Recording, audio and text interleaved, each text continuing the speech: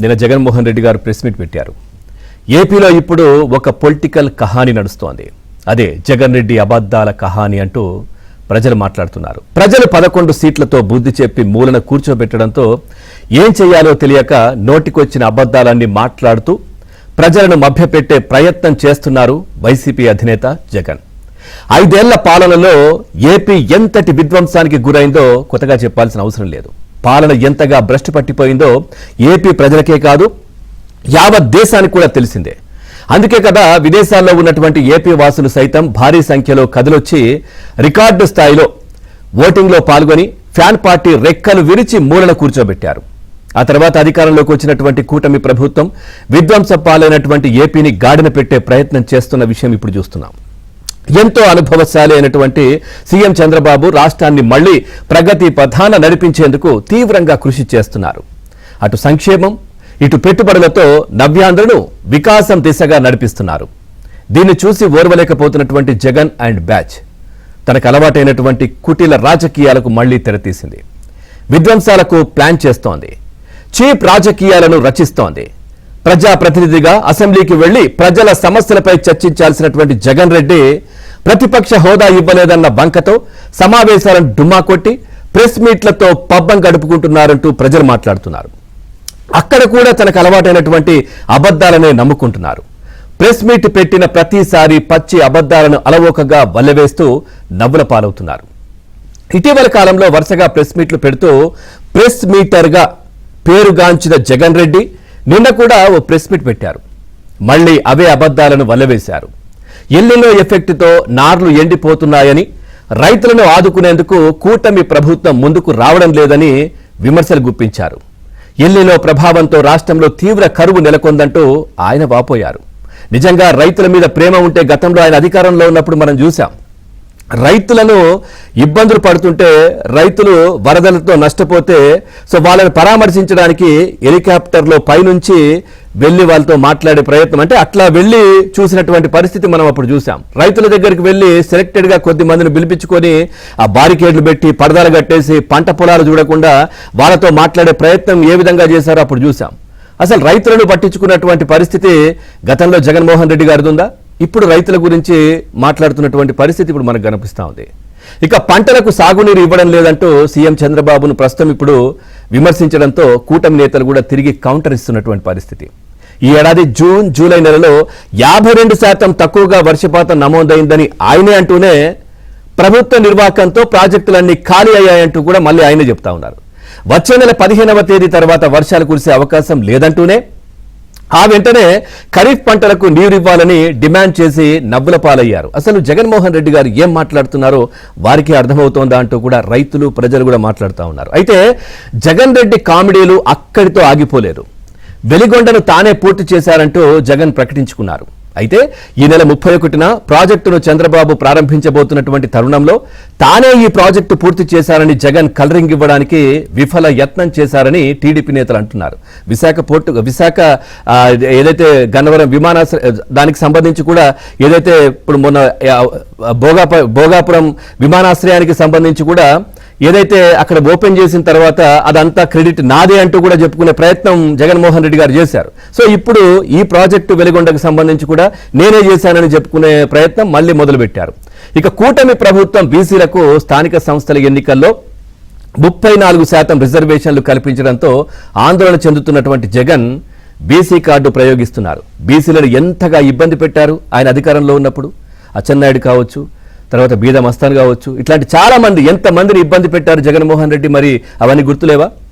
ఇక బీసీలకు తాను కోటా కుదించినటువంటి విషయం ప్రస్తావించకుండా తన మంత్రివర్గంలో రాజ్యసభ స్థానాల్లోనూ స్థానిక సంస్థల్లోనూ బీసీలకు పెద్దపీట వేశారని ప్రకటించడంపై విమర్శలు వస్తున్నాయి. ఇక తన పార్టీకి చెందినటువంటి బీసీ నేతలు సీదిరి అప్పలరాజు, కారుమూరి నాగేశ్వరరావు, కారుమూరి సునీల్ కుమార్లపై చంద్రబాబు కక్షతో తప్పుడు కేసులు బనాయించారంటూ కూడా ఆరోపిస్తూ పబ్లిక్ గానే తప్పు చేసిన తన పార్టీకి చెందిన తప్పుడు నేతలను జగన్ పబ్లిక్ గా వెనకేసుకొచ్చారు. ఇలా ప్రెస్ మీట్ పేరుతో జగన్ చేసినటువంటి డ్రామా చూశాక ప్రజలు నవ్వుకుంటున్నారు.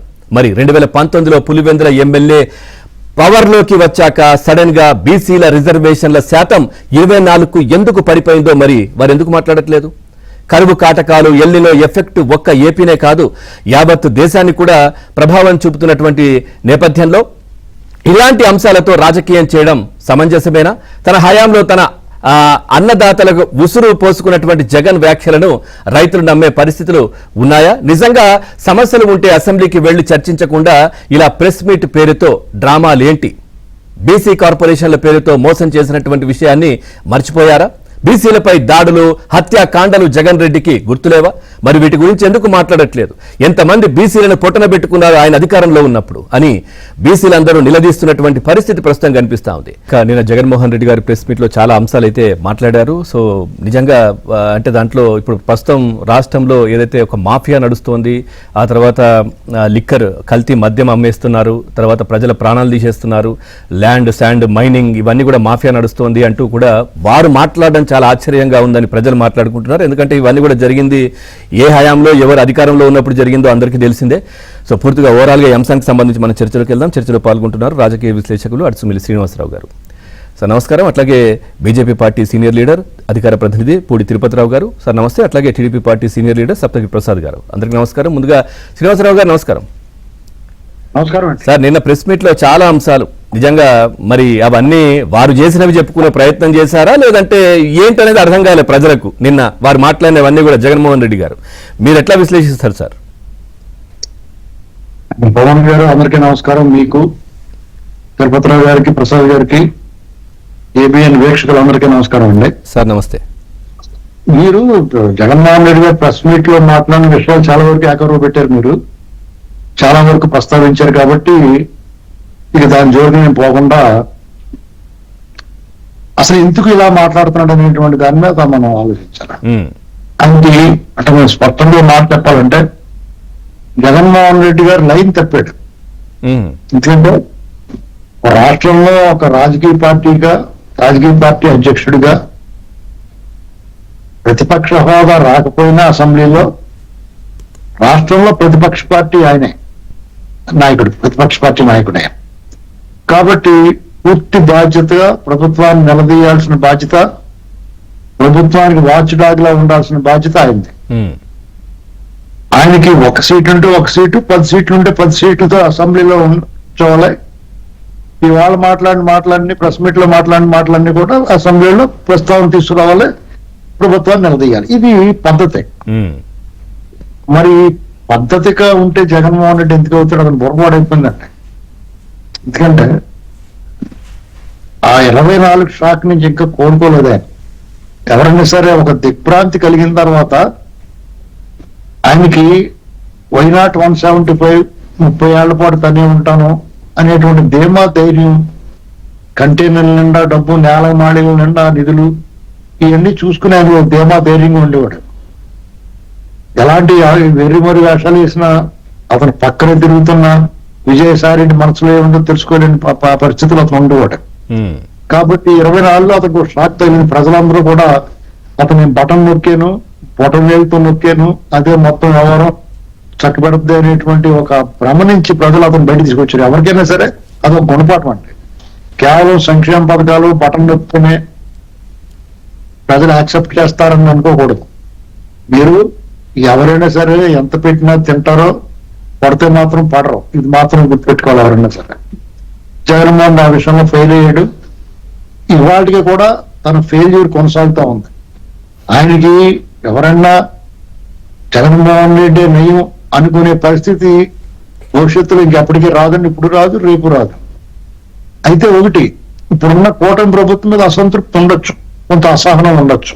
ఎందుకంటే అనేక మంది అనేక ఆశలతోటి మ్యాక్సిమం ఎక్స్పెక్టేషన్స్ ఉంటాయి. ఆ ఎక్స్పెక్టేషన్స్ రీచ్ అవ్వాలంటే కొంచెం కష్టం అవ్వచ్చు. కూటమి ప్రభుత్వం వాళ్ళకున్న పరిమితుల దృష్ట్యా ఆర్థికంగా కానీ రాజకీయంగా కానీ కొన్ని పరిమితులు ఉంటాయి డెఫినెట్ గా ప్రభుత్వంలో ఉన్న వాళ్ళకి. ఆ ప్రభుత్వం ఈ పరిమితుల దాటుకుని కొన్ని పనులు చేయాలంటే డెఫినెట్ గా కొంతమందికి నచ్చదు. అది అసంతృప్తి పదవుల విషయంలో కానీ, నిధుల విషయంలో కానీ, లేకపోతే వేరే అనేక సందర్భాల్లో అంటే అట్టుకొట్టున్నర పెట్టాలన్న విషయంలో కానీ, అంటే గతంలో ఇలా చేసిన అరాచకాలకి సమాధానం దొరుకుద్ది అనుకున్నారు. ఆ సమాధానం దొరకపోయేటప్పుడు కూడా కొంత అసంతృప్తి డెఫినెట్ గా ఉంటుంది. అనుమానం ఏముంది? ఎందుకంటే వీళ్ళు ఏం పేలాపని పేలేరు, ఎవడికాడు నోటుకు వచ్చినట్టు పేలేరు. ఆ మూల నుంచి ఈ మూల వరకు పేల్తానే ఉండేవారు. చాలా సౌమ్యులు అనుకున్న కొంతమంది నాయకులు కూడా నోరు జారి మాట్లాడిన సందర్భాలు ఉన్నాయి. ఈ ఎన్నాటిని తట్టుకుని ముక్కబెట్టి కూర్చున్నారు ఈ కార్యక్రమం 3 పార్టీలకు సంబంధించిన వాళ్ళందరూ కూడా ఎవరికి స్థాయిలో వాళ్ళకి అందరినీ వేధించారు వాళ్ళు. ఇలాంటి పరిస్థితుల్లో అతను ఈ స్థానిక సంస్థల ఎన్నికల గురించి మాట్లాడుతూ ఉన్నాడు. ఒక్కటి కూడా ఏకగ్రీవం అవ్వకుండా తన హయాంలో ఏం జరిగింది అనేటువంటి మర్చిపోయాడు. అంటే ఎంత సిగ్గు లేకుండా వ్యవహరించగలడం. రాజకీయాలకి రాజకీయ నాయకులకి ఇటువంటి వాళ్ళ చెడ్డ పేర్లు వస్తాయి. ఇటువంటి వాళ్ళ వల్ల మన టోటల్ రాజకీయాన్ని రాజకీయ నాయకుల్ని మనం విమర్శిస్తాం, వాళ్ళని కించపరుస్తాం. కేవలం ఏంటంటే ఇటువంటి వాళ్ళ వల్ల. ఎందుకంటే చాలా మంది ఉన్నారు పెద్ద మనుషులు, చాలా పద్ధతిగా మాట్లాడే వాళ్ళు ఉన్నారు. ఇప్పుడు డిబేట్లకు వచ్చి మాట్లాడే వాళ్ళలో కూడా చూడండి, కొంతమంది నోటుకు వచ్చినట్టు మాట్లాడి అరుస్తా అగ్రెసివ్ గా మాట్లాడుతూ అవతలని డామినేట్ చేస్తున్నామని బూతులు మాట్లాడుతూ ఉంటారు. మన ఎదుర్కొండానే ఉన్నాడు ఆయన పూడి తిరుపతిరావు గారు. ఎంత పెద్ద మనిషి అయినా నన్ను అనేక సార్లు విభేదించేవాడు, అయినా సరే మేము ఎప్పుడు అరుచుకోలేదు. ఏంటండి ఇలాగా మీకు రాజకీయాల్లో లేదా డిబేట్ చేసే వాళ్ళలో ఈ వైసీపీ అనేటువంటి ఒక ప్రత్యేకమైన తెగ. దాన్ని మనం చాలా జాగ్రత్తగా హ్యాండిల్ చేయాలి. గ్లాస్ హ్యాండిల్ విత్ కేర్ అన్నట్టుగా వీళ్ళందరినీ హ్యాండిల్ చేయడంలో చాలా జాగ్రత్తగా. ఒక్క రోజుల్లోనే జగన్మోహన్ రెడ్డి స్వరం ఎందుకు మారింది సార్? ఒక ముందు రోజు మొన్న చూస్తే ఏదైతే మీరు ఇందాక అన్నట్టుగా ఎక్కడ ఏకీకృతం జరగొద్దు, సో పూర్తిగా అక్కడ కంటెస్ట్ చేయాలి, ఖచ్చితంగా మనం గెలవాలనే విధంగా సీరియస్ గా శ్రేణులకు చెప్పారు కదా. మరి వెంటనే నిన్న ప్రెస్ మీట్ లో మాత్రం కొంచెం జర డౌన్ అయినట్టు అనిపించింది. అలా కాదండి, ఇతను మనం ఏకగ్రీవం జరగద్దు, మీరు పోటీ చేయండి అంటే ఎవరు బాబు వచ్చి పెట్టి పెడతారు అక్కడ. ఇప్పటికే వాళ్ళందరూ కూడా దెబ్బైపోయి మీరు ఒక రాజకీయ పార్టీ మీద ఒక హోప్ ఉండాలి. ఆ కార్యకర్తలు కానీ ఆ పార్టీని అనుసరించే వాళ్ళకి కానీ ఆ పార్టీలో ఆస్పిరెంట్స్ గా ఉన్న వాళ్ళకి కానీ భవిష్యత్తులో సమీప భవిష్యత్తులో నియరెస్ట్ ఫ్యూచర్ సమీప భవిష్యత్తులో ఈ పార్టీ అధికారంలోకి వస్తుంది లేదా ఒక ప్రధాన పాత్ర పోషిస్తుంది అనుకునే ఆలోచన అవకాశం ఉంటుందని అనుకునేటువంటి అభిప్రాయం ఉంటే ఆ పార్టీ పట్ల పనిచేయడానికి ఉంటుంది. లేదా కమ్యూనిస్ట్ పార్టీల్లో ఒక సిద్ధాంతం నిబద్ధత కలిగి ఉన్నారా కానీ ఆ పార్టీకి అనుచరులు వాళ్ళని ఫాలో అయ్యే వాళ్ళు ఉంటారు. వీళ్ళంతా రప్ప ఈ గ్యాంగ్, ఇది ముఠా, ఇది రాజకీయ పార్టీగా ఎలక్షన్ కమిషన్ గుర్తించింది కానీ నాలాంటి వాళ్ళు చాలా మంది గుర్తించట్లా. ఇది గుర్తుపెట్టుకోవాలి. సార్ నమస్కారం తిరుపతిరావు గారు. అందరికీ నమస్కారం అండి. సార్ నిన్న ప్రెస్ మీట్ లో చాలా అంశాలు జగన్మోహన్ రెడ్డి గారు మాట్లాడారు. నిజంగా ఈ మాఫియాల గురించి ఎక్కువ మాట్లాడారు ఆయన. సో ఈ ల్యాండ్ మాఫియా, శాండ్ మాఫియా ఇవన్నీ కూడా ఇప్పుడు ఇష్టానుసారంగా వ్యవహరిస్తున్నాయి అనేది. వైజాగ్ గురించి మీకు చెప్పాల్సిన అవసరం లేదు. ఆ ప్రాంతంలో ఎట్లా గతంలో ఆయన అధికారంలో ఉన్నప్పుడు ఎంత కబ్జాలకు గురైంది, సో ఎంత ల్యాండ్ ఏ విధంగా కొట్టేశారా ఆ వైసీపీకి సంబంధించిన నేతలు, ఇవన్నీ కూడా మీరు ఎన్నోసార్లు ప్రెస్ మీట్ లో కూడా మాట్లాడారు. ఏం చెప్తారు సార్ నిన్న కామెంట్స్ ఆయనకు సంబంధించి? ఒకటి, ఫస్ట్ ఏదైతే స్థానిక ఎన్నికలకు సంబంధించి ఒక్క రోజులోనే ఎందుకు స్వరం మారింది అని చెప్పేసి మీరు మీ ఇంట్లో కూడా చెప్పినటువంటి దానిపై ఇప్పుడు క్షమించారు. ఏదైతే ఇప్పుడు అధికారంలో ఉన్నటువంటి పార్టీకి అనుకూలంగా స్థానిక ఎన్నికలు ఉంటాయి అనేది జగన్మోహన్ రెడ్డికి బాగా తెలుసు. ఇంకా చెప్పాలనేసంటే అధికారంలో తను ఉండేటప్పుడు తనకు అనుకూలంగా మార్చుకున్నటువంటి వ్యక్తి. వాళ్ళు తెలుగుదేశం పార్టీ ఎందుకు చేయను అని చెప్పింది? నువ్వు నిర్వహించే ఎన్నికల ప్రక్రియ మీద విశ్వాసం లేకుండా చేసుకున్నావు కాబట్టి వాళ్ళు తెలుగుదేశం పార్టీ బాయ్కట్ చేసింది. సో అటువంటి పరిస్థితి అంటే స్వయంగా తను ఆ రోజు ఏదైతే స్థానిక ఎన్నికల్లో చేశాడో అది ఇవాళ గుర్తుకొస్తుంది. స్థానిక ఎన్నికలు వచ్చేసరికి మళ్ళీ ఇవాళ తెలుగుదేశం పార్టీ, అది తెలుగుదేశం పార్టీ అని చెప్పట్లా, అది కూటమి అని చెప్పట్లా. నా వరకు అయినట్టయితే ఏంటంటే అధికారంలో ఉన్నాం కదా, అధికారంలో ఉన్నప్పుడు నేనేం చేశానో ఇవాళ అధికారంలో ఉండేప్పుడు వాళ్ళదే చేస్తారు అన్నటువంటి ఒక ఆలోచనకి వెళ్ళిపోయినటువంటి సందర్భం. అందువల్ల రెండో పాయింట్ కూడా మనం ఎస్టాబ్లిష్ అయిపోయింది. ఏంటో రెండో పాయింట్ అంటే, ఒకటి ప్రతిపక్ష పాత్ర. నేను ఎప్పుడూ చెప్తా, ప్రజాస్వామ్యంలో ప్రతిపక్ష పాత్ర అనేది చాలా ప్రధానమైనది. అధికార పార్టీకి అనేది ఏమి ఉండదు. అధికార పార్టీ ఏం చేస్తుంది, అధికారంలోకి వచ్చిన తర్వాత పరిపాలన కొనసాగిస్తుంది, అభివృద్ధికి సంబంధించిన ఆలోచనతో వెళ్తారు. మరి వీటిల్లో లోటుపాట్లను ఎత్తి చూపాల్సినటువంటి బాధ్యత ప్రతిపక్షానికి, ప్రతిపక్ష నేతది. ఈ రెండు విషయాల్లోనూ ప్రతిపక్షంగాను వాళ్ళు సరే క్వాలిఫై అయ్యారా లేదా, లేకపోతే ప్రజలు ఇచ్చినటువంటి తీర్పుకు వ్యతిరేకంగా వాళ్ళు అడిగారా లేదా, ఇవన్నీ అంశాలు పక్కన పెడితే వాళ్ళకు ఉన్నటువంటి బాధ్యతని కనీసం బయట కూడా వాళ్ళప్పుడు శాసనసభకు రావట్లేదు. మా సోదరులు అడుగుతుంటారు, శాసనసభకు వచ్చి నేను మాట్లాడాను, ఆయన డ్రామా డిసైడ్ ఓకే అయిపోయింది. మొన్నేదో ఒక సందర్భంలో కూడా వచ్చింది, ఆ రోజు ఎవరో మాట్లాడారు, ఆ రోజు అప్పుడు చంద్రబాబు నాయుడు గారు కూడా వెళ్ళలేదు కదా అని చెప్పేసి. చంద్రబాబు నాయుడు గారు బాయ్కట్ చేసినటువంటి సన్నివేశం వేరు, అదొక దురదృష్టకరమైనటువంటి సన్నివేశం. అది అంటే సార్ ఆ టైంలో వారు వెళ్ళలేదు కానీ మిగతా సభ్యులందరూ అక్కడే ఉన్నారు కదా. నేను అదే చెప్తున్నా, నేనే చెప్పాను ఆన్సర్, నేనే చెప్పాను. ఆ రోజు ప్రతిపక్ష నేతగా ఆయన బాయ్కట్ చేశారు తప్పిస్తే పార్టీ బాయ్కట్ చేయమని చెప్పలా. అవును, శాసనసభ్యులు, శాసన మండలి సభ్యులు అందరూ సభలకి కంటిన్యూగా హాజరైనటువంటి సందర్భాన్ని నేనే చెప్పాను. అవును, కాబట్టి అదే అంతరాహితవాది. ఇవాళ కొన్ని నువ్వు రావద్దు, 11లో నువ్వు రావద్దు, 10 మందిని పంపించు. వాళ్ళు ఎవరు నోరు లేరా? చాలా ఉన్నారే వాళ్ళు కూడా. మాతో పాటు ఇక్కడ టీవీలో డిస్కస్ చేసినటువంటి ఒకరిద్దరు కూడా ఉన్నారు, అందులో బాగా నోరున్న వాళ్ళు. ఇందాక మా అర్సుమిల్ వారు చెప్పారు, ఏదైతే వాళ్ళు వచ్చి టీవీల్లో వాగినటువంటి వాగాడు అని అన్నం నాకైతే సభ్యతగా లేదు, కానీ ఆ రోజు పరిస్థితి ఆ విధంగా ఉండేది. అంటే ఎవరు ఎక్కువగా దుర్భాషలు ఆడితే వాళ్ళు చక్కగా డిబేట్ చేసినట్టుగా ఆ రోజు ఫీల్ అయినటువంటి సందర్భం. అదే చెప్పారు వారు కూడా.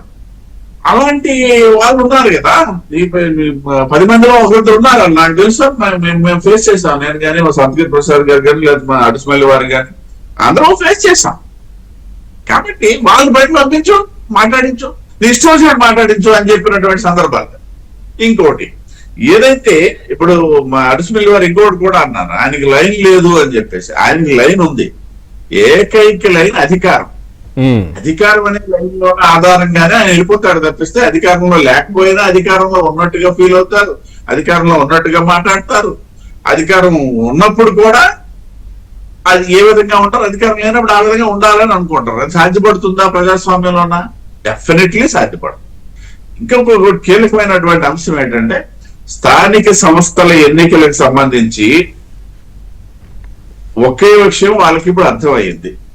ప్రభుత్వం వచ్చినటువంటి 2.5 సంవత్సరాలలో ప్రజలకి ఏం చేయాలా అనే దాని మీద దృష్టి పెట్టి, అదే విధంగా గత ప్రభుత్వ సమయంలో ఏదైతే వైఫల్యాలు ఉన్నాయో, కేవలం కొన్ని పెన్షన్స్ విషయం అటు వదిలేసాయండి, గవర్నమెంట్ ఉద్యోగులకి నెలసరి జీతాలు కూడా టైంకి చెల్లించలేనటువంటి ఒక పరిస్థితి నుండి, ఆ జీతగాళ్ళేమో వాళ్ళ తాలూకు ఈఎంఐలు కూడా సమయానికి కట్టుకోకపోతే ఆ బ్యాంకుల నుండి ఎదుర్కొన్నటువంటి ఒత్తిడి నుండి ఇవాళ బయటపడ్డారు. అదే విధంగా ప్రజలు కూడా ఏదైతే ఇస్తామన్నట్టుగా 4,000 పెన్షన్స్ కూడా నిజంగా 30వ తేదీ, 31వ తేదీ, 1వ తేదీ, 2వ తేదీ, ఆ 4 రోజుల్లో పల్లెల్లోన, పట్టణాల్లో అనేసి అంటే పెద్దగా అది కామ్ గా జరిగిపోతుంది. పల్లెల్లో అది ఒక పండగ వాతావరణం. ఎందుకనేసి అంటే ఆ ముసలి వాళ్ళకి 4,000 రూపాయలు నెలకు వస్తుంది అనేసి అంటే అది ఒక పండగ వాతావరణం కనిపిస్తుంది. ప్రతి నెల పండగ ఇవాళ.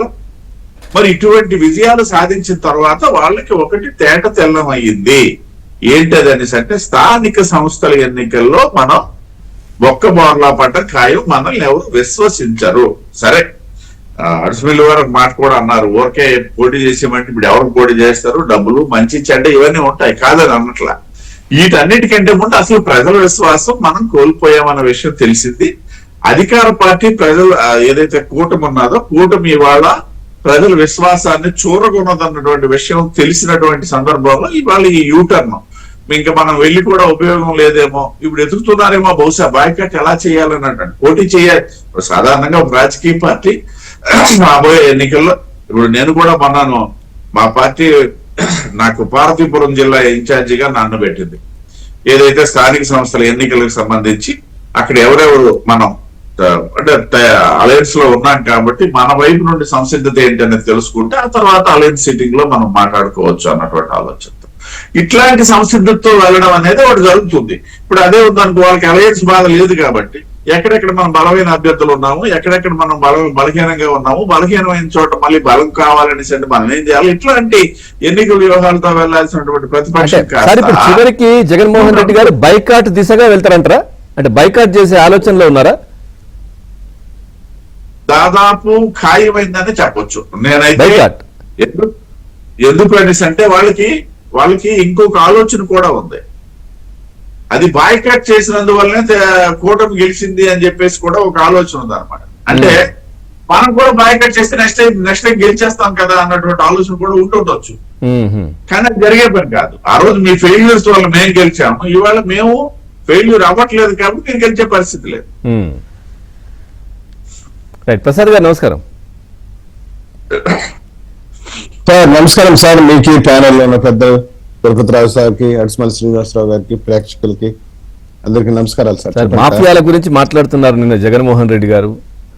స్కాములు, స్కీములు, మాఫియాలు రాష్ట్రంలో ఏదో జరిగిపోతోంది, మట్టి మాఫియా, కల్తీ మద్యం ఏరులై పారుతోందంట, బెల్ట్ షాపులంట. ఏం గుర్తొచ్చి మాట్లాడారు ఇవన్నీ? సార్ ఇప్పుడు నిన్న జగన్మోహన్ రెడ్డి గారు పంచాంగ శ్రవణం ఏ విధంగా చేస్తారో ఆ విధంగా 1 గంట 31 నిమిషాల 55 సెకండ్లు మాట్లాడినారు సార్.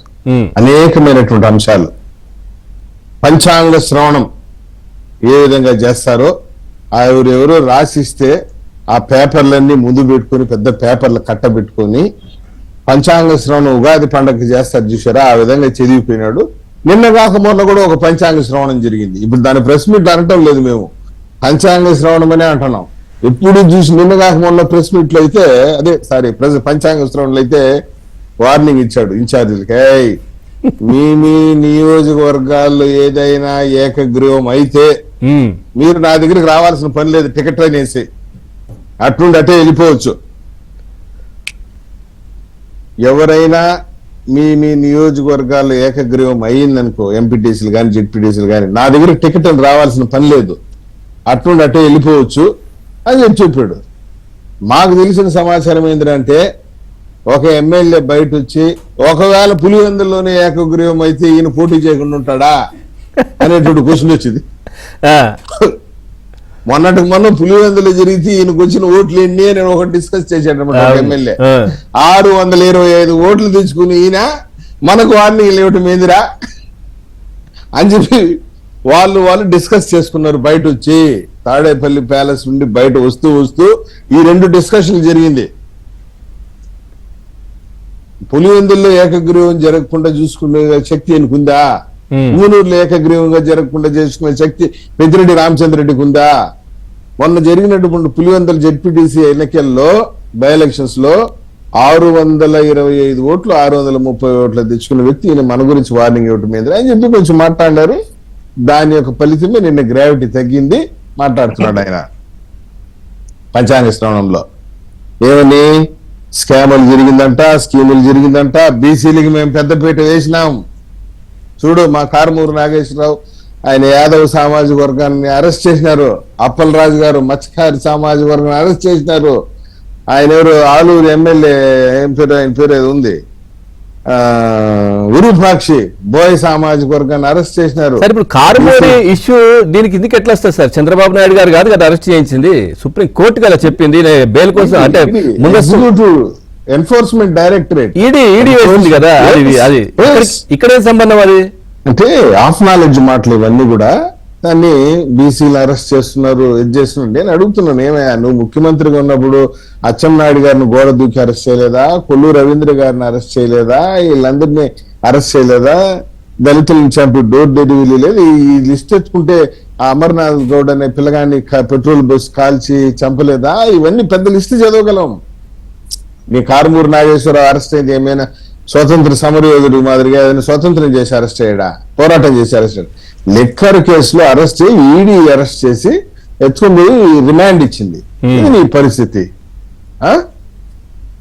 పైగా ఇంకోటి అంటాడు, నిన్న ప్రకాశం జిల్లా అద్దంకిలో 2 ఎస్ఐలు గంజాయి తరలిస్తూ దొరికిపోయారు అని చెప్పి దానికి సంబంధించి క్రిస్టల్ క్లియర్ ఎక్స్ప్లెనేషన్ ఎస్పీ గారు ఇచ్చారు. ఆ 2 ఎస్ఐల పైన ఏదైతే నెగ్లిజెన్స్ వాళ్ళ యొక్క కార్లు ఏదో లిక్కర్ బాటలు ఉండటంతో 2 విఆర్కి పంపించాం మా హయాంలో. వెంటనే మీ హయాంలో ఏకంగా డీజీలు అరెస్ట్ అయ్యారు కదా. Additional DG Sitaramanjaneyulu APPSC paper దిద్దుల్లో ఆ యొక్క స్కామ్ లో అక్రమాలకు పాల్పడ్డారనేసి ఆయన అరెస్ట్ కాలేదా? ఆ అమ్మాయి ఏదో జత్వాని కేసులో సీతారామాంజనేయులు అరెస్ట్ కాలేదా, ఆయన సంజయ్ కుమార్ అరెస్ట్ కాలేదా, డీజీలు వీళ్ళంతా ఐపీఎస్ అధికారులు.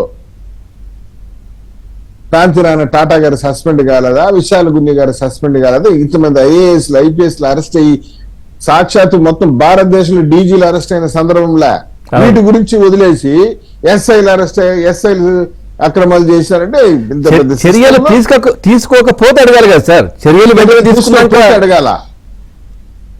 అంటే వీళ్ళపైన ఎందుకు చర్యలు తీసుకున్నట్టు మమ్మల్ని ప్రశ్నిస్తున్నట్టున్నాడు ఆయన. వీళ్ళపైన ఎందుకు చర్యలు తీసుకున్నావు అని మమ్మల్ని ప్రశ్నిస్తుంది ఆయన ప్రెస్ మీట్ లో. డ్రగ్స్ పైన మాట్లాడుతున్నాడు. విశాఖపట్నంలో డ్రగ్స్ దొరికి మీ పార్టీ నాయకులంతా అరెస్ట్ అయ్యి జైలుకి పోయిన విషయాన్ని మర్చిపోతే ఎట్లా? అంతే, దేశంలో ఎక్కడ పట్టుబడినా గానీ గంజాయి గానీ డ్రగ్స్ గానీ ఆ మూలాలు ఇక్కడనే కనిపించినాయి కదా. ఇంకొక మాట అంటాడు, పులిసెంతలు నేనే పూర్తి చేశాను అని చెప్తున్నాడు. మరి పూర్తి చేసి ఓపెన్ చేసేది నువ్వే వద్దన్నారు, పూర్తి చేశావు. ఇంత పులిసెంతలు 1000 కోట్లు 2000 కోట్లు పెట్టి కట్టినటువంటి వ్యక్తి ఒక చిన్న కొబ్బరికాయ గుడ్డు రిబ్బన్ కట్ చేయలేవా? Right, okay. పైగా ఇంకొక సెన్సేషనల్ సమాచారం ఇచ్చాడు, సెప్టెంబర్ 15 తర్వాత వర్షాలు పడవు. ఎంత పెద్ద సైంటిస్ట్, పెద్ద రీసెర్చ్ చేసి కనుక్కున్నాడు.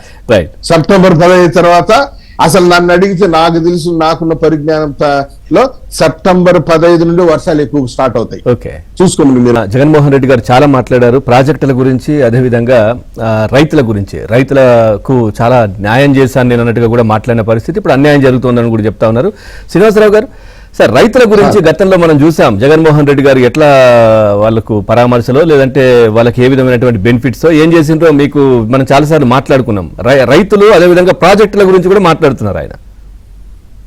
ఇప్పుడు చంద్రబాబు నాయుడు గారు ప్రాజెక్టు 96లో ఆయన ఏదైతే శంకుస్థాపన చేశాడో దాన్ని ఓపెన్ చేయడం జరుగుతుంది రేపు 30వ తారీఖున. అంతే కదా.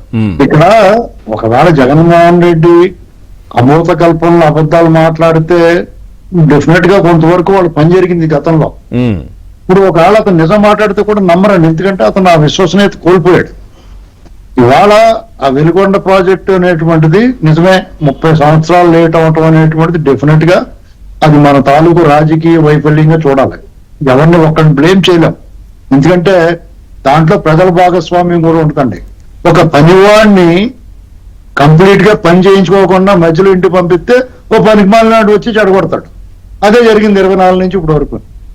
కాబట్టి మనం మన బాధ్యత కూడా ఉంది, ఏదైనా ప్రాజెక్టు లేట్ అవుతున్నాయంటే మన బాధ్యత కూడా ఉంటాయి. ఇక్కడ ఏమైనా సరే అల్టిమేట్ గా ఆ ప్రాజెక్టు ఆ టన్నల్స్ అయి పూర్తి చేసి ఆ టన్నల్స్ మధ్యలో ఇరిగిపోయిన యంత్రాలను తొలగించి ఆ పూర్తి చేసి అక్కడ నిమ్మల రామానాయుడు గారు ఆర్ఎన్ఎస్లు కష్టపడి చంద్రబాబు నాయుడు గారు వాళ్ళని పర్యటించి పనులు చేయించి ఇవాళ రేపు 30వ తారీఖున దాన్ని ప్రారంభోత్సవం చేస్తున్నారు. నీళ్లు ఇస్తున్నారు కడపకి, నెల్లూరుకి, ప్రకాశం జిల్లాకి. నిజంగా ప్రకాశం జిల్లాకి ఇప్పుడు దానికి ఏమంటాడు, నీళ్లు లేవంటాడు. సరే నీళ్లు వచ్చినప్పుడు వస్తాయి, అందరికీ వదులుతారు 20 years. ఇప్పుడు ఇక్కడ ఏదైనా సరే అశుభం పలకడానికి నెగిటివ్ మాట్లాడడానికి జగన్మోహన్ రెడ్డి గారు ఏమి సంకోచించకుండా మాట్లాడతాడు. పంటల బీమా గురించి మాట్లాడతాడు. ఎంత సిగ్గులేదని పంటల బీమా గురించి సాక్షాత్తు అసెంబ్లీలో వాళ్ళ వైఫల్యం కొట్టొచ్చిన తర్వాత అప్పటికప్పుడు కట్టించిన చరిత్ర వాళ్ళది. ఎవరిదే? జగన్మోహన్ రెడ్డి గారిది. గతంలో వరదల వల్ల ముంపు అయిపోయి మొత్తం అందరూ నష్టపోతుంటే రైతులందరూ కూడా వాళ్ళకి పంటల బీమా వీళ్ళకి ప్రభుత్వం కట్టాల్సింది కట్టలేదు. కట్టకపోతే బీమా ఇన్సూరెన్స్ రాకపోతే వాళ్ళందరూ అల్లగొల్లోలు అయిపోతున్నారని అప్పటికప్పుడు కట్టించాడు. అసెంబ్లీలో నిలదీశారు. వీళ్ళు 18 మంది 19 మంది, వీళ్ళు 151 మంది తోలు తీసి అంటే సార్ అవాళ అది చరిత్ర చింపెత్తే చిరిగిపోదండి. మన రావుగోపాలరావు గారు చెప్పినట్టు చింపెత్తే చిరిగిపోదు, చెరిపెత్తే చిరిగిపోదాం.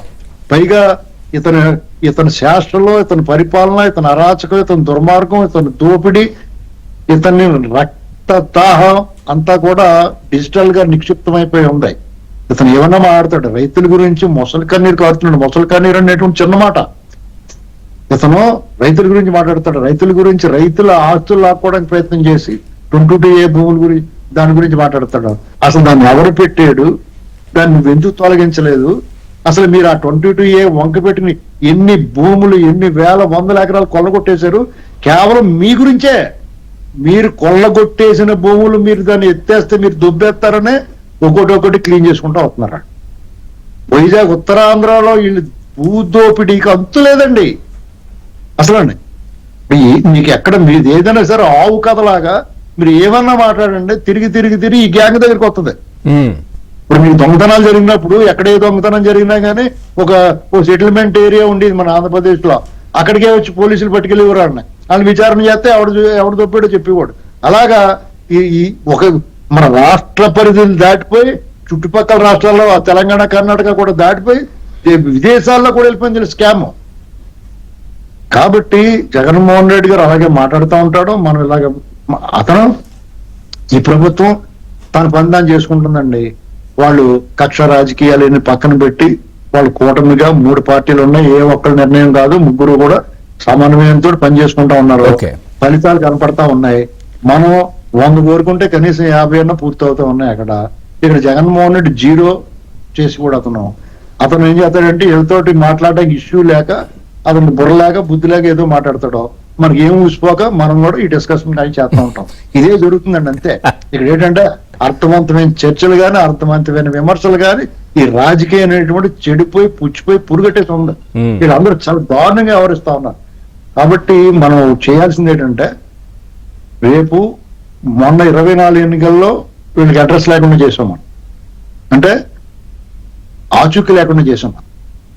రేపు 29 ఎన్నికల్లో ఆనవాళ్ళు లేకుండా చేస్తేనే మనకి బెడ దొరుకుతుంది. కాబట్టి ప్రతి ఒక్క పౌరుడు మనం ఆలోచించాలి. రేపు ఇందాక మన తిరుపతి గారు వాళ్ళు చెప్పినట్టుగా రేపు ఎలక్షన్ కూడా అతను డెఫినెట్ గా ప్రభుత్వంలో నెపం వేసేసి ఈ ఎన్నికలు బాయ్కట్ చేస్తాడండి. ఎందుకంటే ఖచ్చితంగా బాయ్కట్ చేస్తాడు. ఆ ముఖం పోటీ చేసిన ముఖమేనా? అతను పోటీ చేస్తా అతను చేయగలుగుతాడా? ఎవరు ఎందుకు చేస్తారంటే ఇప్పుడు ఏం లోటు వచ్చిందండి జగన్మోహన్ రెడ్డి తర్వాత జగన్మోహన్ రెడ్డి పుంజుకునేలాగా అతనిలో పశ్చాత్తాపము పరివర్తన ఏముంది చెప్పండి? అంతే కదా.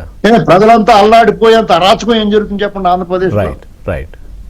ఏ సమస్య ఉన్నా, ఏదన్నా కొద్ది గొప్ప సమస్య ఉంటే జగన్మోహన్ రెడ్డి కొనసాగింపుగా ముందు దాన్ని క్లియర్ చేసే పరిస్థితిలో ఉన్నారు తప్ప కొత్తగా సృష్టించిన ఇబ్బందులు ఏమున్నాయి?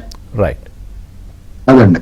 తిరుపతిరావు గారు, సార్ మీరు ఫైనల్ గా మీరు సెలవు తీసుకుంటున్నారు, ఫైనల్ గా కంక్లూడ్ ఏంటి సార్? ఇప్పుడు అయితే ఎన్నికలు బైకాట్ అని చెప్పారు, తర్వాత ప్రాజెక్టులు, ఆ తర్వాత ఈ రైతుల గురించి కూడా మాట్లాడుతున్నారు జగన్మోహన్ రెడ్డి గారు. ప్రాజెక్టులు అనేసి అంటే మా ఉత్తరాంధ్రలో ప్రధానంగా ఒక 4 ప్రాజెక్టులు టేకప్ చేశారు సార్. ఒకటి రుషికొండ ప్యాలెస్ ప్రాజెక్ట్ 750 కోట్ల రూపాయలు అక్కడ పెట్టేసి అదేమన్నా రాష్ట్రం సర్ప్లస్ లో ఉండి ఆ నిధులతో పెట్టారనేసి అంటే మేము కూడా సంతోషిద్దాం. అక్కడ ఏదో బ్రహ్మాండమైన ప్యాలెస్ ఉంది, విశాఖపట్నానికి కదా తలమానికం అని చెప్పేసి వాళ్ళు చెప్పేవాళ్ళు. అట్లా ఆలోచించేవాళ్ళు. ఇవాళ అది ఏం చేయాలో కూడా తెలియదు, దేనికి పనికిరానటువంటి పరిస్థితి. 750 కోట్ల రూపాయలతో ఒక ప్రాజెక్టు. రెండోది గాదిరాజు ప్యాలెస్ అని బీచ్ రోడ్ లో వెళ్తుంటే మీకు కనిపిస్తుంది.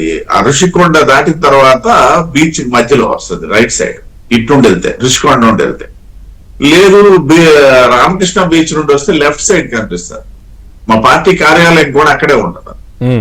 ఆ గాదిరాజు ప్యాలెస్ ప్రాజెక్ట్ కూడా వారు టేకప్ చేశారు. అంటే దాన్ని బ్రహ్మాండమైనటువంటి కళాత్మకమైనటువంటి ఒక కళ్యాణ మండపం అది గాదిరాజు ప్యాలెస్ అని చాలా చక్కగా కట్టారు. అంటే ఒక పార్లమెంటు ఆ డిజైన్ టైప్ లో ఉంటది. ఒక అక్కడ ఆ బీచ్ రోడ్ లో అది ఒక మంచి అసెట్, ప్రైవేట్ అసెట్ అది గాదిరాజు ప్యాలెస్ అంటారు. దాన్ని ఆ రోజు ముఖ్యమంత్రి గారు దాన్ని కూడా ప్రాజెక్టుతో చేయడం. మూడోదండి మాకు విశాఖలో ఒక క్లబ్ ఉందన్నమాట. అది ఎప్పుడో 10 సంవత్సరాలుగా నడుస్తున్నటువంటి దానికి అప్పట్లో ల్యాండ్ అలాట్మెంట్ అయ్యింది, సరే అదైంది. అదొకటి కూడా ఆ ప్రాజెక్ట్ కూడా టేకప్ చేశారు వాళ్ళ, దాన్ని కూడా స్వాధీనం చేసుకోవడానికి. మూడో ప్రాజెక్ట్ చివరికి ఎయిర్పోర్ట్ మేమే కట్టారు, మొన్న ఈ మధ్య ఓపెన్ చేశాము. ఇప్పుడు బ్రహ్మాండంగా ఫంక్షనింగ్ కూడా స్టార్ట్ అయింది ఎయిర్పోర్ట్ లో, 10 రోజులు అయింది వాళ్ళకి. ఆ ఎయిర్పోర్ట్ లో కూడా ఆ ఎయిర్పోర్ట్ సంబంధించి కూడా క్రెడిట్ చోరీ జరిగిందని చెప్పి మనం చర్చించుకున్నాం. ఆ క్రెడిట్ చోరీలు పక్కన పెడితే అక్కడ గమ్మత్తైన విషయం ఏంటంటే 2750 ఎకరాల్లో వీళ్ళు ప్రారంభించేటప్పుడు 500 ఎకరాలు తీసి పక్కన పెట్టమన్నారు. మేము అనుకున్నాము అప్పుడు వాళ్ళు ఏం చెప్పారనేసి అంటే ఎయిర్పోర్ట్ కి అంత అవసరం లేదు, 2200 ఎకరాలు సరిపోద్దని చెప్పారు అని చెప్పేసి అనుకున్నాం మేము ఉత్తరాంధ్ర వాసులుగా. కానీ తర్వాత ఇప్పుడు బయటపడుతున్న విషయం ఏంటనేసి అంటే ఎయిర్పోర్ట్ ప్రారంభమైన తర్వాత ఆ ప్రాంతంలో అభివృద్ధి ఆధారంగా మళ్ళీ ధరల పెరుగుదల, ల్యాండ్ వాల్యూ పెరుగుదల ఇవన్నీ ఉంటాయి కదా. ఆ నేపథ్యంలో రెండోసారి ఇప్పుడు వచ్చినట్లయితే అది ఉపయోగించుకోవడానికి అదొక ప్రాజెక్ట్ కూడా టేకప్ చేశారు. కానీ ఇలాంటివి ఉత్తరాంధ్రలో కొన్ని పదుల సంఖ్యలో ఉన్నాయి భూదోపిడీలు. ఏదైతే సరే ఇవాళ విజయసాయి రెడ్డి బయట ఉన్నాడు, లేకపోతే ఏదో ఎగ్నెస్ట్ గా మాట్లాడుతున్నాడు అప్పుడప్పుడు, దానికి కారణం ఏంటనేది ఏ విశ్లేషకులకి తెలియదు, ఇంక్లూడింగ్ మా అడిసిమల్లి వారికి. కానీ ఆ రోజు ఏం జరిగింది, పోనీ ఇవన్నీ ఈయన కొండ ఆక్యుపై చేస్తే నేను సముద్రం ఎందుకు ఆక్యుపై చేయకూడదు, సముద్రంలో పట్టుకెళ్ళి ఒక రిజార్ట్ కట్టాడు. మరి అందరూ వైసీపీ ఆయన కాబట్టి వాళ్ళు మాట్లాడుతున్నాం. సరే రేపు ఎక్కడికి వెళ్తాడు, ఎటు ఆయన ప్రయాణం అనేది తెలియదు. గోడ కూడా కట్టినట్టున్నారు కదా సార్, ప్రహారీ గోడ ఏదో ప్రహరీ గోడే కాదు సార్, గోడ కొట్టేస్తే అది సముద్రంలో కలిసిపోతుంది కాబట్టి కొట్టేశారు. మామూలుగా కట్టిన సముద్రంలో అవును అక్కడ పర్మిషన్స్ ఉండవు. సముద్రానికి సంబంధించి దాదాపు 1000 మీటర్ల వరకు కొన్ని రిస్ట్రిక్షన్స్ ఉంటాయి. అక్కడ కట్టారు. తర్వాత కోర్టు నేపథ్యంలో కొట్టివేయటం ఇవన్నీ మా జన సైనికుల తాలూకా పోరాటం కూడా దాంట్లో ఉంది. అంటే నేనేం చెప్తున్నా, ఇట్లాంటి ప్రాజెక్టులు చాలా చేశారు. కానీ రేపు పని ప్రారంభం అవుతున్నటువంటి ఉత్తరాంధ్రలో ప్రధానమైనటువంటి ప్రాజెక్టు వంశధార ప్రాజెక్టు, శ్రీకాకుళం నేరడి బ్యారేజ్ సంబంధించి ఇప్పటి వరకు వాళ్ళు ఏమీ ఆలోచన చేయాలి. ఇవాళ మా ప్రభుత్వం వచ్చింది, దానికి శాంక్షన్స్ చేసి రేపు నేరడి ప్రాజెక్టు ప్రారంభం అవుతుంది, నేరడి బ్యారేజ్ సంబంధించి. అదే విధంగా ఏదైతే పోలవరం సంబంధించినటువంటి జలాలు ఇవాళ అనకాపల్లికి అతి త్వరలో, సరే ముఖ్యమంత్రి గారు మొన్న ప్రకటించారు, కొన్ని సాంకేతిక అంశాల వల్ల రాలేదు, అతి త్వరలో రాబోతున్నాయి. ఇదే విధంగా మా ఉత్తరాంధ్రలో ఉన్నటువంటి మిగతా ప్రాజెక్టులు కేవలం ఈ 1500-1600 కోట్లతో మా ఉత్తరాంధ్రలో మొత్తం ప్రాజెక్టులు పూర్తి అయిపోతాయి. వీటి మీద ఈవేళ మా ప్రభుత్వం దృష్టి పెట్టింది. కాబట్టి ఈ టర్మ్ లో కాకపోయినా 1-2 సంవత్సరాలు అదనంగా తీసుకునైనా పూర్తి చేసే అవకాశం ఉంది. మరి 5 సంవత్సరాలు మా ఉత్తరాంధ్ర ప్రాజెక్టుల మీద పెట్టినటువంటి ఖర్చు ఏంటి, జరిగినటువంటి పనులు ఏంటి? నేను మళ్ళీ చెప్తున్నా, వంశధార ప్రాజెక్ట్ సంబంధించి ఒక రిజర్వాయర్ నిర్మాణం అయింది. ఆ రిజర్వాయర్ కి లిఫ్ట్ ద్వారా నీరు తెస్తామని చెప్పి శాంక్షన్ చేశారు. శాంక్షన్ అయితే జరిగింది, పనులు అయితే జరగదు. మరి దానివల్ల ఉపయోగం ఏముంది? ఇవన్నీ కూడా గాడిన పడ్డాయి. 1-2 ఏళ్ళు తప్పితే 3-4 ఏళ్ళు అన్ని పూర్తి అయిపోయే పరిస్థితి ఉంది ఉత్తరాంధ్ర ప్రాజెక్టు సంబంధించి. ఇవి ప్రాజెక్టులను చెప్పుకోవడానికి రేపు మేము ఎన్నికల్లో వెళ్ళడానికి మాకు అవకాశం ఉంది. నేను చెప్పినటువంటి వాళ్ళు చేసినటువంటి ప్రాజెక్టులు 4 మచ్చులు చెప్పాను, వాటితో పాటు వాళ్ళు ఎన్నికలకు వెళ్ళారు, వాళ్ళు ఏం జరిగిందో వాళ్ళకి తెలుసు. కాబట్టి మేమైతే క్లారిటీగా ఇవాళ ప్రజలు మంచి మాట చెప్పారు అడిసిమల్లి వారు. ఇప్పుడు ప్రజల తాలూకా ఆలోచన గాని లేకపోతే ఆశలు గాని ఖచ్చితంగా 100% ఉంటాయి. ప్రభుత్వం వచ్చినంటే అవన్నీ పూర్తి చేయగలిగినటువంటి పరిస్థితి ఉండదు, నేను కూడా అంగీకరిస్తాను. బట్ దశల వారీగా వాటన్నింటినీ పూర్తి చేయడానికి ముందుకెళ్లాల్సినటువంటి అవసరం ప్రభుత్వం మీద ఉంది. ఆ విధమైనటువంటి విశ్వాసం ప్రజల్లో కలిగించాల్సిన అవసరం ప్రభుత్వం మీద ఉంది. ఆ దిశగా ప్రభుత్వం అయితే ప్రయాణం కొనసాగిస్తుంది. ఏదైతే ఇప్పటి వరకు చేసినటువంటి సంస్కరణలు అయితే సిస్టమ్ లో లోటుపాట్లు సరిదిద్దడంతో పాటు ఏదైతే ఎన్నికల వాగ్దానాలు కూడా సింహభాగం పూర్తి చేసినటువంటి సందర్భం, ఈ నేపథ్యంలో ఖచ్చితంగా ఒక మంచి వాతావరణం నిర్మాణం అయింది. దాని ఆధారంగానే ఈ రాబోయే స్థానిక సంస్థలకు సంబంధించి ఇవాళ ఈ యూటర్న్ జరిగిందని కూడా చెప్పదండి. Right sir, right. ప్రసాద్ గారు ఇప్పుడు ఏదైతే ప్రస్తుతం ప్రాజెక్టు ద్వారా కడపకు నీళ్లు ఇస్తున్నారు మీరు, ఆ తర్వాత గతంలో ఆయన చెప్పుకున్నారు నేను ఇక్కడ కుప్పానికి కూడా నీళ్లు ఇచ్చారని చెప్పి అప్పుడు ఏం చేశారో మనం చూసాం కదా, గేట్లు తెచ్చి పెట్టేసి ఆ తర్వాత 2 సార్లు నిన్న జరిగిన ప్రెస్ మీట్ లో ఈ వెలుగోడు ప్రాజెక్ట్ సంబంధించి 31వ తేదీకి ఓపెనింగ్ జరుగుతోంది. ప్రకాశం అదేవిధంగా కడప తదితర జిల్లాలకు సాగునీరు త్రాగునీరు అందించేటువంటి మహత్తరమైన కార్యక్రమం. మేము క్రిస్టల్ క్లియర్ గా ఒరిజినల్ గా నీళ్ళు ఇస్తాము, ప్రజలందరూ కూడా నీళ్ళని ఆస్వాదిస్తారు, ఆహ్వానిస్తారు. కుప్పంలో ఏం చేసిన సెట్టింగ్ ఏంటంటే ఊరికైనా ఈ ఇరిగేషన్ అధికారులను వేధించి తక్షణం నేను వచ్చి రిబ్బన్ కటింగ్ చేయాలని చెప్పి ట్యాంకర్ల ద్వారా నీళ్లు తోలి గేట్ల ద్వారా స్టోర్ చేపించి వాటర్ ట్యాంకర్ల ద్వారా నీళ్లు దోరారు. కుప్పంలో గేట్ల ద్వారా నీళ్లు స్టోర్ చేపించి ఈయన హెలికాప్టర్ నుంచి రావటం, ఆ గేట్లు ఎత్తటం, ఒక 2 గంటలేమో నీళ్ళు అట్ట పోయింది సార్. కాసేపు పూలు చల్లటం, కొబ్బరికాయలు కొట్టుకోవడం, సాక్షి ఛానల్లో వీడియో తీసుకోవడం, ఫోటో తీసుకోవడం, ఇట్లా దండం పెట్టడం. ఈయన హెలికాప్టర్ ఎక్కి ఇట్లా టేక్ ఆఫ్ అయిందో లేదు, నీళ్ళు ఆగిపోయింది. నీళ్ళు ఆగిపోయింది, గేట్ ఎత్తుకుపోయారు. మళ్ళీ గేట్లు మళ్ళీ సంకలో పెట్టుకుని పోయినారు ఇరిగేషన్ అధికారి. ఇదేదో సినిమా షూటింగ్ ఉన్నట్టుంది కదా అని కుప్పం ప్రజలు నోరెళ్ళబేసుకున్నారు. ఇదేం కర్మ ఇది, నీళ్లు వెళ్తారని చెప్పి ట్యాంకర్లో నీళ్లు దోరటం ఏంది? ఇటువంటి ఐడియాలు ఈయనకే వస్తాయి, ఇంకెవరికి రావు, మామూలుగా రావు. ఇప్పుడు ట్యాంకర్లో నీళ్లు, వందలాది ట్యాంకర్లు నీళ్లు తోలాలని, గేట్లు పెట్టి దాన్ని స్టోర్ చేయాలని, ఈయన వచ్చి ఆ గేట్లు తీసేది, ఆ నీళ్లు పారేది, దానికి పూలు చల్లి కొబ్బరికాయలు కుట్టి పసుపు కుంకాలు చల్లేది, షూటింగ్ తీసుకునేది సాక్షి ఛానల్లో, మళ్ళీ హెలికాప్టర్ టేక్ ఆఫ్ అయిపోతే నీళ్లు ఆగిపోవడం. ఇది ఎక్కడ భారతదేశంలో ఎక్కడ కూడా జరిగినటువంటి సినిమా సెట్టింగ్ అనమాట. ఇది ఒక ముఖ్యమంత్రి స్థాయిలో ఒక సెట్టింగ్ వేసి ఒక బ్రహ్మాండమైనటువంటి రియాలిటీ షో చేసినటువంటి వ్యక్తి జగన్మోహన్ రెడ్డి. రేపు వెలుగులో ఆ విధంగా ఉండదు, కావాల్సుకొని చూసుకోండి. ఛాలెంజ్ చేస్తాను. నిన్న జరిగినటువంటి పంచాంగ శ్రవణంలో జగన్మోహన్ రెడ్డి గారు పెట్టిన పంచాంగ శ్రవణంలో ఇంకొక ముఖ్యమైన విషయం కూడా చెప్పారు. రైతులకు తీవ్రమైన అన్యాయం చేశాము తెలుగుదేశం ప్రభుత్వము, మోంతా తుఫాన్ వస్తే ఇప్పుడు నష్టపరిహారం ఇవ్వలేదు అని చెప్పి మాట్లాడారు. మోంతా తుఫాన్ వచ్చింది ఎప్పుడు? 2024లో తమరు ముఖ్యమంత్రిగా ఉన్నప్పుడు వచ్చింది. జగన్మోహన్ రెడ్డి గారు, మీరు ముఖ్యమంత్రిగా ఉన్నప్పుడు మోంతా తుఫాన్ వస్తే మీరు నష్టపరిహారం ఎందుకు ఇవ్వలేదు? అది ఇవ్వకుండా ఇప్పుడు వచ్చి పంచాంగ శ్రవణం పెట్టి గంటల తరబడి ఉపన్యాసం దాయిస్తాడు. ఇంకో ముఖ్యమైన పాయింట్ మాట్లాడాడు సార్ ఆయన. బీసీ రిజర్వేషన్లకు సంబంధించి చాలా ఇంపార్టెంట్ పాయింట్ అది. 24% తగ్గిస్తే చంద్రబాబు నాయుడు గారే కోర్టుకు పోయి దాన్ని అడ్డుకున్నాడని చెప్తున్నాడు. ఈ రోజు మేము 34% బీసీలు స్థానిక సంస్థల ఎన్నికల్లో రిజర్వేషన్ కల్పించడానికి సర్క్యులర్ ఇస్తున్నాం.